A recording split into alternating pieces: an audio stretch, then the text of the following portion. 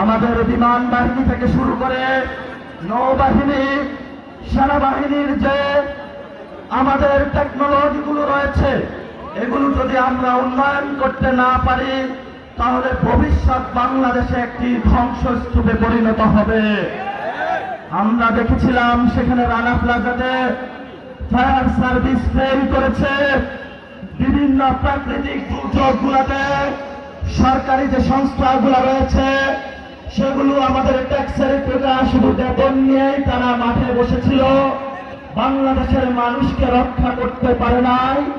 এখনো আমরা দেখেছি আমাদের সন্তানগুলো যখন হসপিটালে কাতরাচ্ছে তখন আমরা দেখতে পাচ্ছি ঢাকা শহর থেকে বাংলাদেশের কিছু মানুষ যারা খুনি হাসিনার সহযোগী, তারা আমাদের বাচ্চাদের লাশের উপরে নতুন রাজনীতি করতে চাচ্ছে।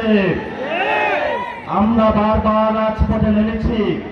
ভবিষ্যৎ চাঁদপুর থেকে শুরু করে বাংলাদেশে আর কোন আওয়ামী লীগের সুযোগ আমরা দিব না। যারা সুযোগের অপেক্ষায় রয়েছেন, আপনারা দিবা স্বপ্নে বাস করছেন। শহীদদের কসম নিয়ে আমরা বলেছি বাংলাদেশে শেখ হাসিনার বিচার হবে।